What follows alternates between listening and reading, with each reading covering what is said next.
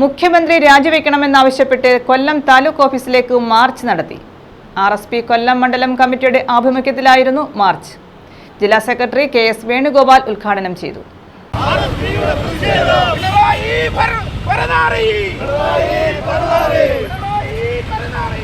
പ്രകോപനപരമായ മുദ്രാവാക്യങ്ങൾ ഉയർത്തി നടത്തിയ മാർച്ച് താലൂക്ക് ഓഫീസിന് മുന്നിൽ ബാരിക്കേഡ് വെച്ച് പോലീസ് തടഞ്ഞു.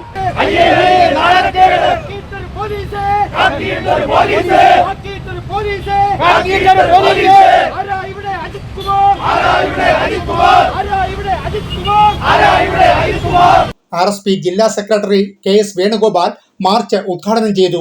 ഭരണം അഴിമതി നിറഞ്ഞതാണെന്നും ഭരണകക്ഷി MLA അൻവർ തന്നെ പുറത്തു പറയുകയാണെന്ന് KS വേണുഗോപാൽ പറഞ്ഞു. BJP CPM ധാരണയുടെ ഭാഗമായി 2 സീറ്റിൽ CPM വോട്ടുമാറി ചെയ്തതായും തിരുവനന്തപുരത്ത് അത് ഫലം കണ്ടില്ലെങ്കിലും തൃശൂരിൽ ഗുണമുണ്ടായതായും വേണുഗോപാൽ പറഞ്ഞു.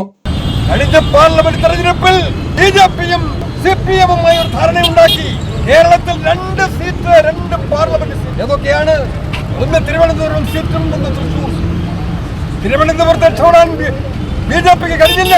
എന്നാൽ തട്ടത്തൊരു താലത്തിൽ വെച്ച് CPMന്റെ നേതാക്കന്മാർ ഈ മുഖ്യമന്ത്രി ഒരു പോലീസ് സംവിധാനത്തെ ഉപയോഗിച്ചു. അത് സുരേഷ് ഗോപിക്ക് ജയിക്കുന്നതിന് ആവശ്യമായ സഹായ സഹകരണങ്ങൾ. BJPയുടെ വോട്ടുകൾ മറ്റ് നിയോജക മണ്ഡലത്തിലെ വോട്ടുകൾ പരമാവധി LDF ഒരു സീറ്റും ബാക്കി ജയിച്ചില്ല. ആകെ ഒരു സീറ്റ് മാത്രമാണ് കിട്ടിയത്. 18 seat UDF.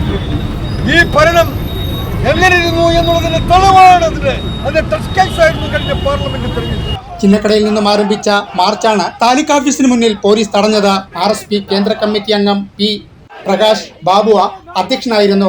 R Sunil, TK Zulfi, Kureepuzha Mohanan, Kaipuzha Rammohan, MS Gopakumar, R Ajith Kumar, Ajith Ananthakrishnan, Biju R Nair, Njarakkal Sunil, KG Girish, സദു Pallithottam, K Gopinathan, Satheesh Kumar, Leelamma, Susheela, Sridevi, N Suresh Babu, Unnikrishna Pillai എന്നിവർ പ്രതിഷേധ സമരത്തിന് നേതൃത്വം നൽകി.